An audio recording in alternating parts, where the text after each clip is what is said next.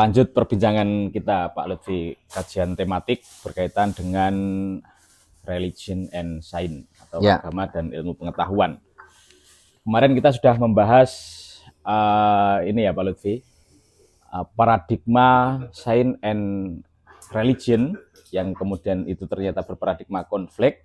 Salah satu penyebab konfliknya kalau tidak salah ingat adalah faktor denominasi. Ya, ada beberapa etape kalau nggak salah kemarin. Di antaranya adalah munculnya figur suci, kemudian mitologis, sampai akhirnya membentuk sebuah sekte atau aliran. Yang ingin saya kulik pada perbincangan kali ini Pak Lutfi, mengapa muncul denominasi yang begitu kuat di dalam berbagai hal itu? Ya,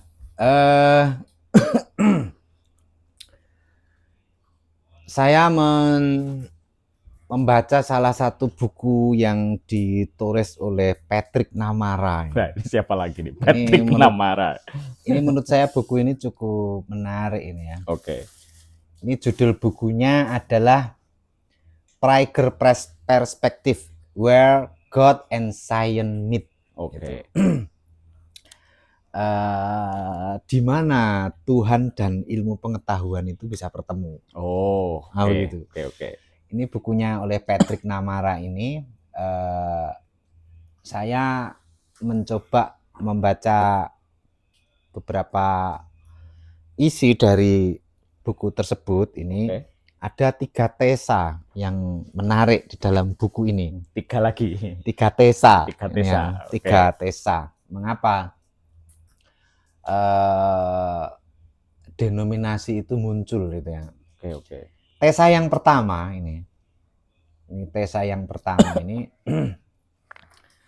karena agama itu memberikan penghiburan, Pak. Gimana itu maksudnya? Penghiburan. Agama ini memberi penghiburan. Misalnya begini ya, kita hidup di dunia ini itu kan banyak sekali tekanan-tekanan. Oke. Yang paling berat itu tekanan kemiskinan. Oh, itu ya. Tekanan kemiskinan. Tekanan kemiskinan. Saya kira tekanan batin. Oke. Tekanan kemiskinan ini paling menderita orang karena kemiskinan itu mengandaikan orang-orang yang lemah gitu. Iya. Tidak berdaya begitu. Kalau kemudian dia kena kekerasan itu juga membalasnya itu juga tidak selalu bisa gitu. Nah, dari situ kan ada perasaan yang namanya meratap. Oh iya. Sedih gitu ya. Kesedihan itu karena memang tidak punya daya untuk keluar dari situasi seperti itu. Nah, di dalam konteks ini biasanya dia mencoba mencari penghiburan. Orang kalau menderita itu kan ingin menghindari penderitaannya. Sebagai luapan emosi atau penderitaan. Dari penderitaan itu. Dia mencoba mencari penghiburan dan agama biasanya memberikan penghiburan itu. Cuman agama yang membawa penghiburan itu biasanya dihadirkan oleh orang-orang atau figur-figur tertentu yang mereka seolah-olah bisa dijadikan pegangan dalam penderitaannya itu. Itu loh. Manut aman lah gitu kira-kira. Manut aman lah begitu. Misalnya ada seorang tokoh ini begitu. Penghiburannya misalnya menyatakan bahwa di tengah penderitaannya itu jangan khawatir, itu ad-dunya sijnul lil mukminin gitu. Dunia itu penjara bagi orang-orang mukmin begitu. Kalau kamu orang bermukmin, beriman, lalu hari ini tuh kamu miskin, maka tenang saja, itu penjara bagi orang-orang mukmin. Artinya Anda menjadi miskin itu layaknya Anda menjadi bangga. Begitu. Nah, ini terhibur ini. Iya kan? Iya. Merasa terhibur. Oh, berarti kemiskinan yang saya terima ini sebetulnya bagian gitu ya. Diri saya sebagai orang-orang yang beriman. Sehingga memang saya oleh Tuhan itu tidak diberi porsi untuk menikmati dunia ini. Nah, begitu. Namun Tuhan akan menjadikan something more big Gitu. Sesuatu yang lebih besar. Nanti di akhirat dihisab lebih dulu. Ya. Ketika orang-orang kaya itu di yaumul mahsyar, mereka ditelantarkan dulu, ya. diambillah orang-orang yang miskin papa dulu. Ya. Sehingga dia tidak kepanasan, karena di yaumul mahsyar itu katanya matahari itu seperti 1 kilan gitu ya. Wah, ini di tengah. Nah, ini kan menghibur, Pak. Itu. Karena hartanya tidak begitu banyak, maka hisabnya cepat. Hisabnya gitu. Cepat, gitu loh. Gitu. Itu kan banyak kaum mubalek memfatwakan begitu. Gitu. Saya ini orang miskin, apa yang dihisab dari saya? Beda itu dengan Kapolri. Misalnya begitu. Itu hisabnya banyak. Nah, dengan begitu kan terhibur ini. Terhibur, kalau sudah terhibur, maka yang dia pegang itu orang-orang yang menghiburnya itu. Disinilah akar munculnya denominasi. Gitu. Karena denominator itu memberi penghiburan itu. Itulah. Berarti selain ada unsur percaya ya, berarti mewakili ini ya, ungkapan isi hati begitu ya di sisi lain. Iya, jadi figur atau seorang yang dianggap berkarisma ini memang hadir dalam konteks penderitaan itu. Sehingga dia itu dijadikan pegangan karena dialah yang memberikan penyelesaian terhadap penderitaan yang ada pada dirinya. Sehingga dengan ini orang yang memberikan itu kan kebanyakan orang-orang agamawan yang mubalighin itu kan.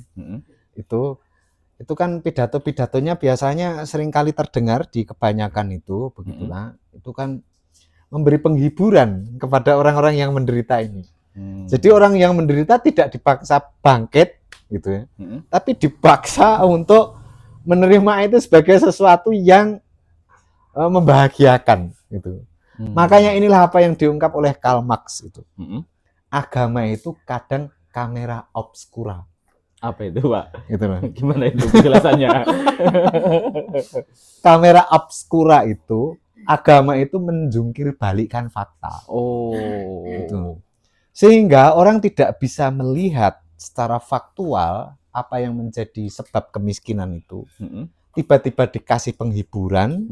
Jadi kayak obat patiroso itu loh, Pak. Lalu dia menerima, terbius, obat bius begitu, menerima. Seolah-olah yang namanya si penderitaan akibat kemiskinan itu bagian dari keberimanan. Dengan ini maka kemudian dia menjadi menerima pasif. Nah, dengan pasif maka dia menjadi kaki tangan orang-orang yang memberi penghiburan ini. Dalam konteks itulah denominasi itu muncul. Ini tesa pertama. Tesa yang pertama. Gitu ya. Tesa yang kedua, agama ini menyatukan komunitas, gitu.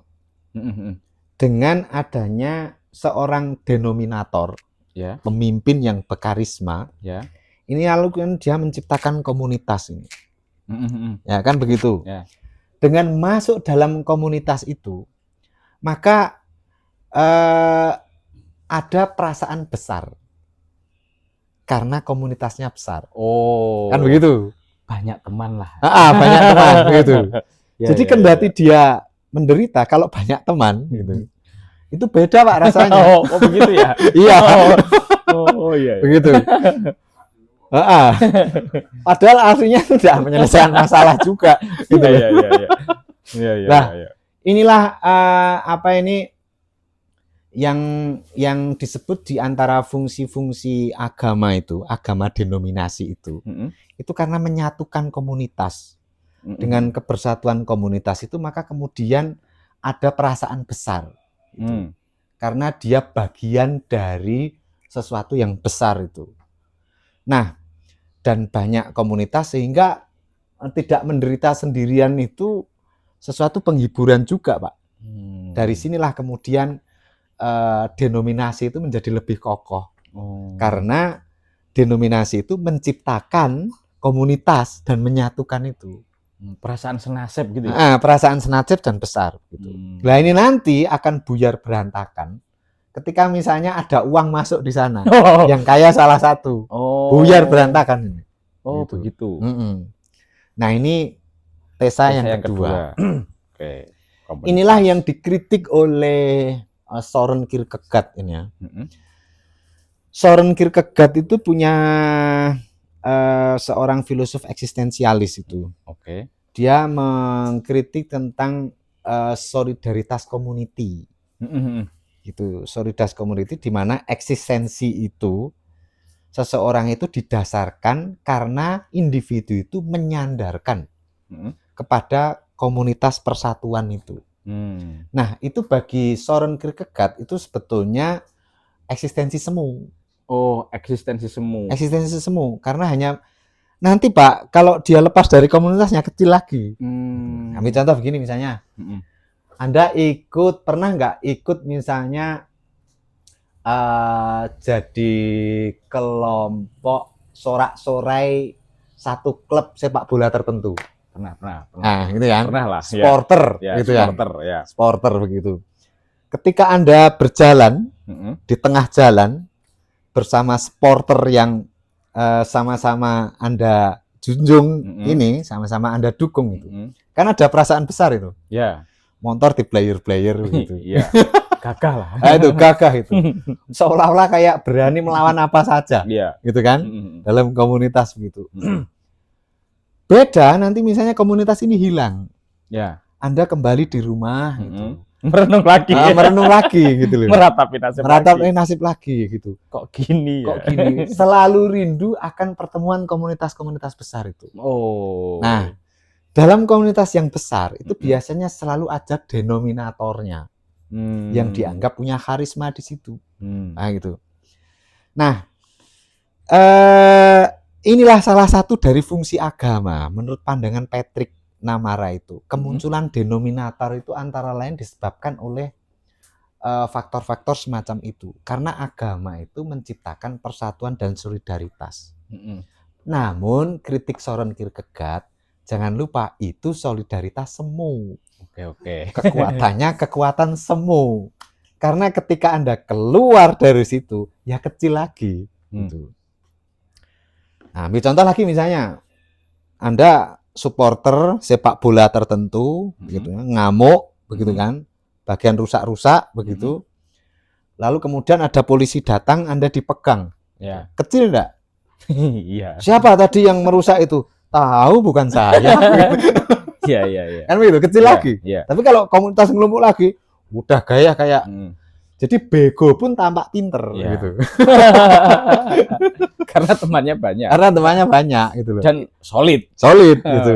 Nah, ini bisa kita bayangkan lah. Komunitas beragama itu jika mayoritas itu ada perasaan besar itu. Gitu loh. Apalagi nanti ada denominator, seorang figur karismatik di dalamnya yang memang dia ini orang-orang yang dipercaya dalam komunitas itu dan menjanjikan sesuatu yang seperti yang saya katakan tadi. Gitu. Punya jemaat ini, punya jemaat besar gitu ya. Ungkapan-ungkapannya itu menghibur, solidaritas itu terbentuk, begitu. Nah, ketika berada di tengah-tengah seperti itu kebiasaannya individu ini merasa besar pula, begitu. Nanti kalau pulang, debt collector datang, kecil lagi dia. Inilah makanya kemudian agama itu menyatukan. Dan orang itu biasanya selalu rindu dalam komunitas besar itu. Kenapa? Karena dengan komunitas besar, dia merasa besar. Orang itu merasa besar itu penting, Pak. Itulah.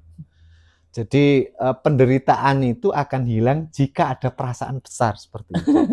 Namun bagi Søren Kierkegaard, tidak begitu juga dong cara meraih kebesaran itu.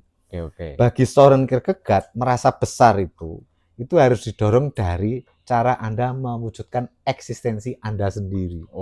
Anda punya prestasi apa? Anda punya penghargaan apa? Anda punya jabatan apa? Apa prestasi-prestasi yang Anda ciptakan? Harusnya begitu. Bukan bego berkumpul dalam komunitas, lalu begonya hilang. Gitu. Begitu. Oke. Begitu ya. Kemudian tesis yang ketiga. Tesa yang ketiga. Tesa yang ketiga menurut Patrick Namara dalam Where God and Science Meet. Oke. Bahwa agama itu memberikan rasa benar. Gitu loh. Memberikan rasa benar gitu. Nah, rasa atau perasaan? Memberikan perasaan benar ya. Atau rasa sebagai orang yang benar. Oke. Apalagi kalau banyak, Pak. Nah, gitu. Misalnya Ahlus Sunnah ini. Ahlus Sunnah ini kan banyak. Yeah. Bahkan mayoritas di dunia gitu ya. Yang minoritas itu Syiah misalnya. Nah, kadang kebenaran itu ditentukan oleh suara mayoritas. Itu kan? Ini belum diuji secara validasi loh ya. Belum uji ilmiah loh ya. Tapi kalau yang namanya kebenaran itu sudah diyakini oleh mayoritas, ketika Anda masuk di dalamnya, maka rasa benar itu ada. Gitulah.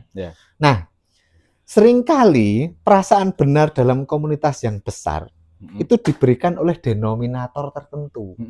Misalnya Ahlus Sunnah, ini denominatornya itu adalah Abu Hasan al-Asy'ari. Gitu kan. Sebagai Nasirus Sunnah, penolong sunnah, dia mengatakan bahwa di Ahlus Sunnah inilah itu jalur mengikuti kenabian Muhammad. Nah, ada perasaan benar kan?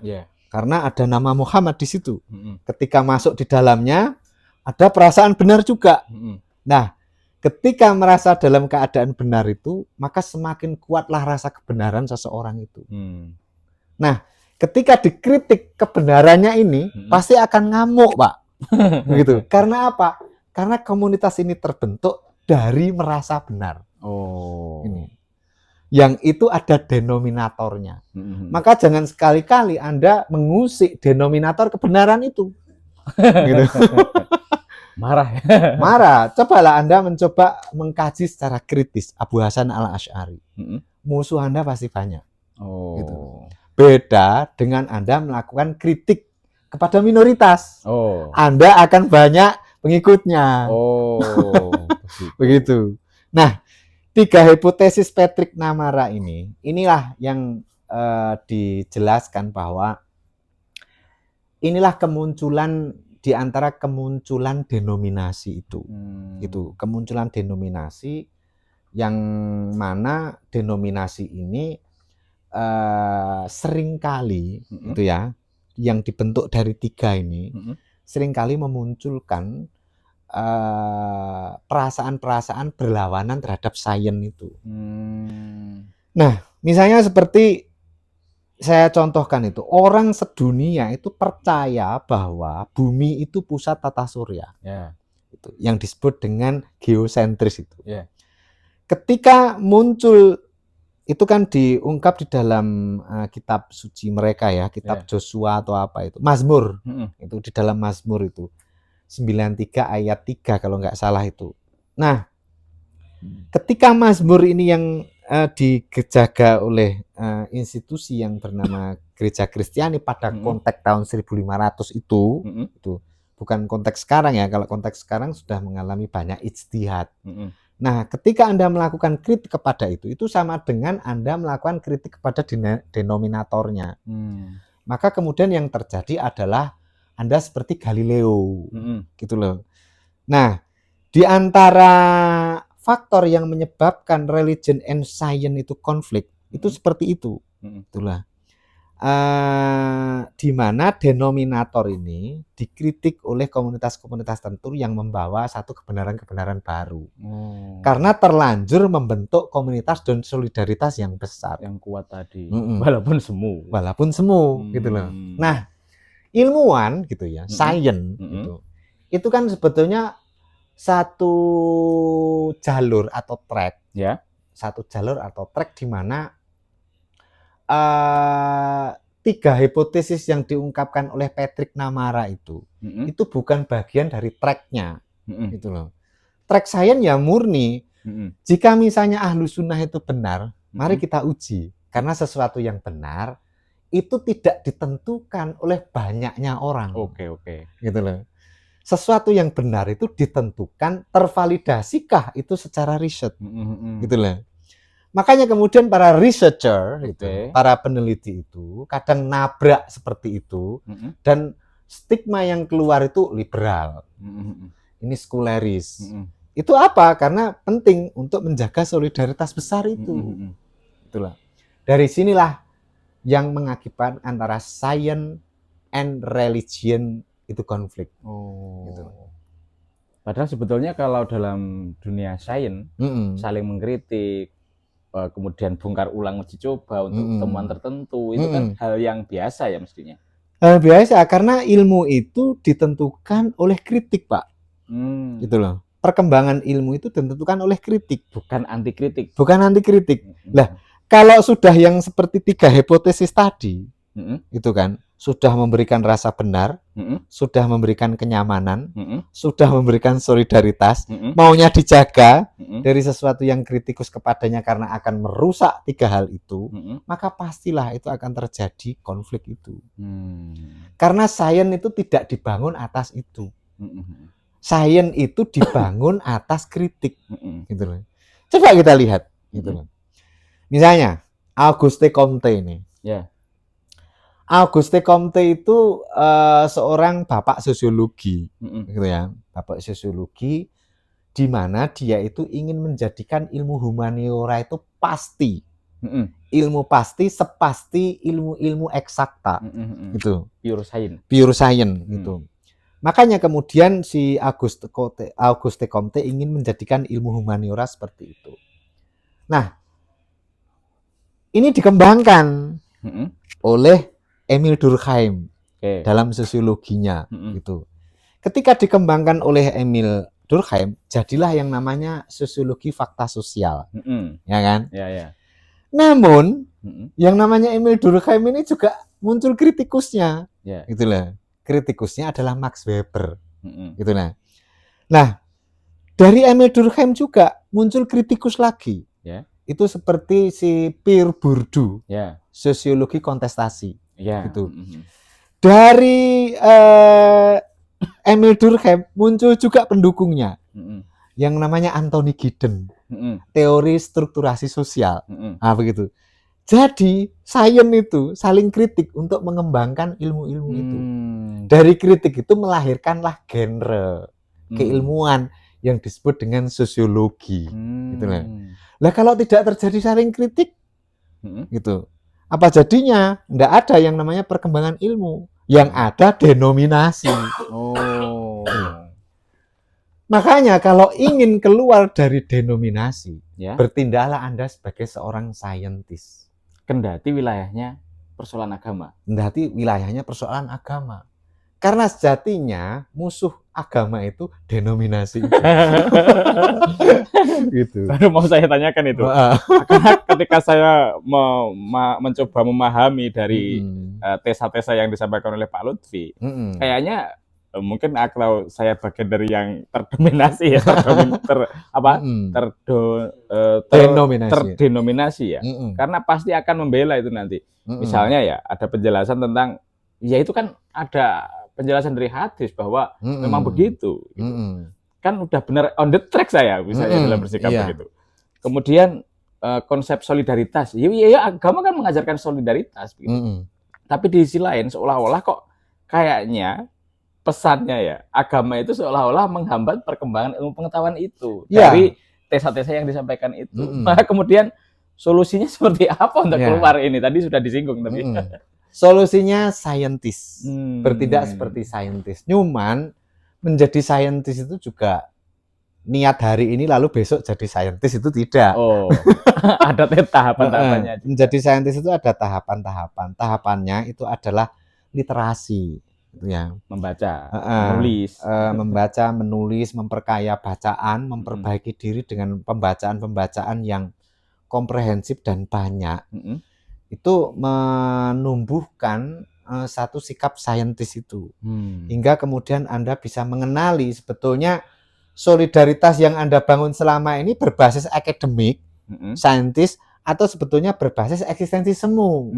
Seperti yang diungkap oleh Søren Kierkegaard tadi, gitu loh. Iya. Nah, masalahnya adalah Indonesia ini kebanyakan kaum beragamawan itu functionally illiterate.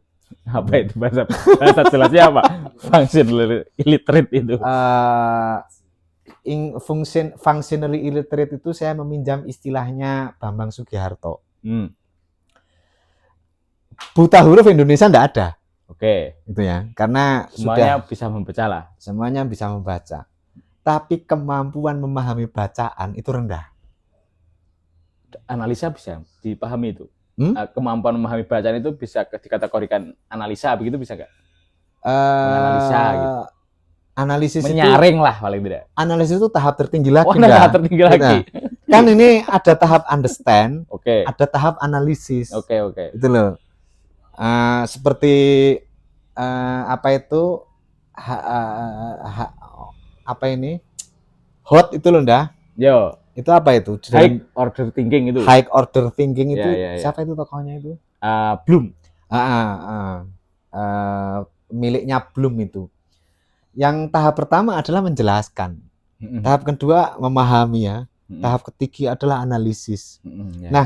Ini memahami aja enggak loh. Gitu. Coba Anda cek lah sekarang. Anda kan dosen ya. Ada yang dosen itu.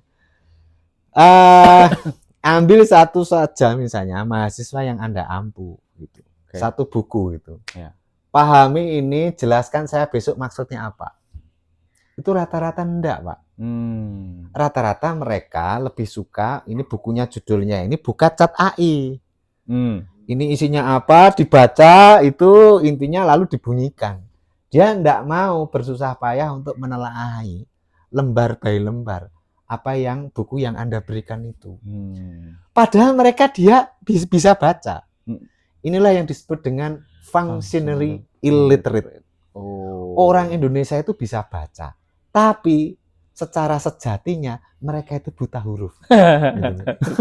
Ini. Karena ya ini ya minimnya literasi. Minimnya literasi. Nah, menjadi seorang saintis itu literasi itu penting, penting.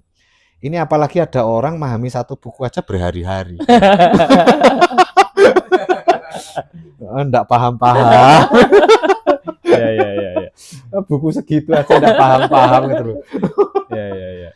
Padahal perkembangan ilmu pengetahuan itu sangat cepat. Nah, sementara functionally illiterate. Nah, orang yang functionally illiterate ini kan maunya jalan pintas itu. Jalan pintas, dari jalan pintas itu misalnya 2 hari lagi, 3 hari lagi mau menghadapi ujian ini. Gitu loh. Maka pendekatannya tidak lantas kemudian menelaah literasinya. Nah, gitu kan? Pergi ke dominator tertentu. Mana ini ya? Kira-kira dukun yang bisa mengobati kebodohan saya.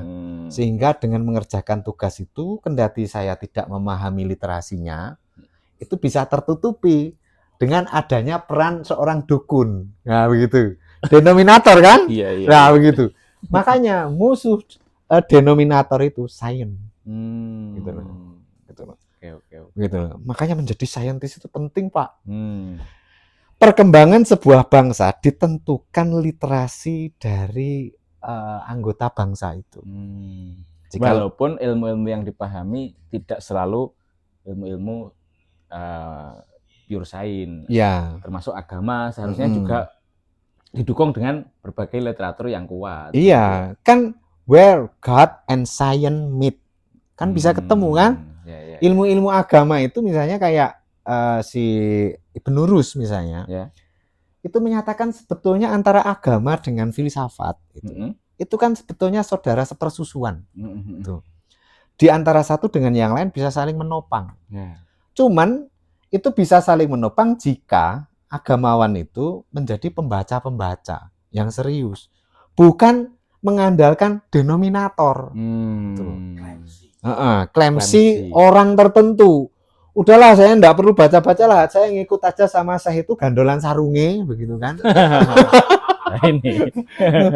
Nanti di akhirat tidak perlulah saya berpayah-payah, itu ada tokoh itu gandolan sarunge, nanti di akhirat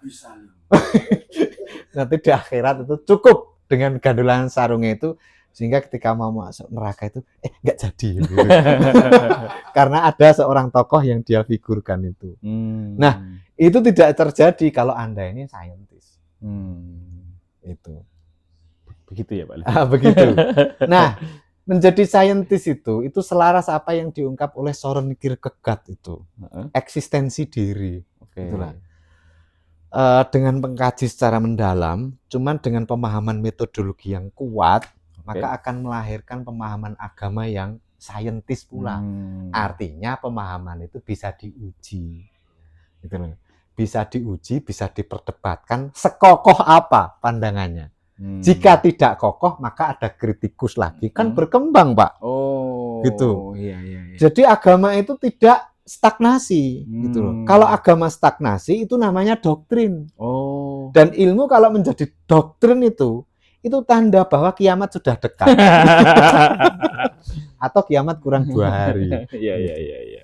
Maka kalau Anda berhenti belajar, maka Anda akan menjadi doktriner. Dan ilmu yang tidak Anda kembangkan, maka ilmu Anda akan menjadi doktrin. Nah, disinilah pentingnya saintis itu. Harus diuji dong. Kebenaran Ahlus Sunnah ini kayak apa sih? Gitu. Katanya Ahlus Sunnah ini mewakili agama kenabian. Gitu. Kok saya ragu? Misalnya begitu. Misalnya loh, itu. Kemudian diuji. Diuji validitasnya, gitu. Data-datanya seperti apa dan seterusnya. Hadis-hadis yang mengatakan sataftariqu ummati ala salasati wasaba'ina firqatan. Kulluhum yadkhulun nar ilal wahid wa huwa Ahlus Sunnah wal Jamaah ini benar enggak? Gitu. Karena ini dimunculkan oleh Ibnu Mutawakil dan Ibnu Mutawakil itu hidup 2 abad setelah Nabi.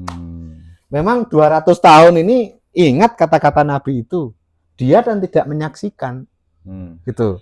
Seberapa runtut kalimat itu memang diucapkan Nabi, gitu. Wong Nabi aja Nasrani sama Yahudi aja dilindungi, lah ini sesama Muslim kok dinerakakan, begitu. Lah ini kan muncul pertanyaan ini. Iya. Memangnya valid ini? Kulluhum yadkhulun nar ilal wahid. Nah, ya harus berani Pak diuji-uji begitu. Nah kemudian kita tidak boleh emosi, mengedepankan ego, akhirnya ini orang nggak jelas misalnya, akhirnya kemudian tidak mau berbantah-bantahan, justru menuduh begitu. Enggak ini kalau ahli sunnah dok nggak imbang nanti. Syiah juga begitu. Syiah juga begitu gitu misalnya. Ini kan denominator itu. Syiah, Ahlus Sunnah, Khawarij, Mu'tazilah ini kan denominator. Makanya kan perlu uji saintis. Memang kebenaran yang Anda bawa itu memang mewakili apa yang memang kebenaran yang dibawa oleh Nabi Muhammad. Sebagai Nabi peletak kebenaran awal yang agama Islam itu. Makanya harus siap diuji lah. Ketika menguji itu, diuji ulang lalu kemudian dibuktikan kebenarannya, ini akan menghasilkan ilmu-ilmu baru. Dengan begitu berkembanglah ilmu-ilmu itu. Bagaimana Pak Lutfi mencontohkan tadi perkembangan dalam bidang sosiologi. Ini heran ya, di Barat itu sosiologi itu berkembang. Antropologi itu berkembang. Psikologi berkembang. Mulai psikologi Freud sampai psikoanalisisnya si Jacques Lacan itu berkembang. Lalu kemudian filsafat juga berkembang. Dari filsafat tradisionalnya Aristo, sekarang muncul yang namanya filsafat analitik misalnya. Semuanya berkembang ilmu-ilmu itu. Yang tidak berkembang ini, gitu loh. Atau perkembangannya lambat lah. Karena ada denominasi. Itu adalah ilmu-ilmu agama. Ilmu agama ya. Lah akan sulit berkembang jika ini dijaga ada institusi tertentu. Yang melanggengkan denominator. Denominasi itu. Institusi tertentu itu apa misalnya kayak pesantren. Itu kan institusi, Pak. Yang memang menjaga kitab-kitab yang dianggap mu'tabaroh itu tanpa boleh disentuh secara kritis gitu. Kita bukan tidak menghormati kitab itu ya, tapi mengkritik itu penting dalam konteks mengembangkan pemberlakuannya ya, perlakuannya terhadap kitab itu. Dari situlah agama itu berkembang semakin canggih. Dan juga akan memberikan satu ajaran yang lebih subur. Gitu. Sehingga nanti terkonek ya antara agama dengan ilmu pengetahuan. Dengan ilmu pengetahuan atau dengan zaman. Dengan zaman. Oh, gitu. Oke. Kalau tidak, isim jamid mabni ala sukun. Gitu. Gimana itu? Isim jamid mabni ala sukun. Isim itu kan kata benda. Okay. Jamid itu kan keras. Yeah. Berarti kata benda yang keras kayak batu itu. Mabni ala sukun itu kan tidak bergerak. Yeah. Gitu kan? Jadi sudah keras tidak bergerak lagi. Begitu. Itulah yang mengganggu peradaban. Bahasa Jawanya ngono-ngono aja begitu. Iya, begitu. Oke, saya kira itu pemirsa dan hadirin semua yang hadir.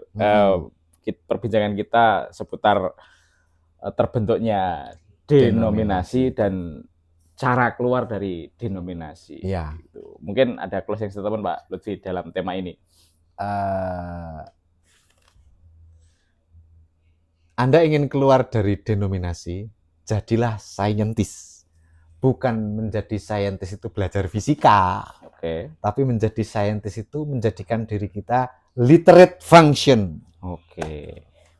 Literasi yang berfungsi, yaitu dengan membaca dan menulis serta menganalisa dan memahami berbagai informasi yang kita terima, begitu ya?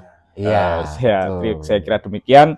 Mudah-mudahan bermanfaat. Sampai jumpa di perbincangan berikutnya, masih dalam tema yang sama ya Pak Lutfi? Ya, masih religion and science. Terima kasih, sampai jumpa di edisi berikutnya. Oke.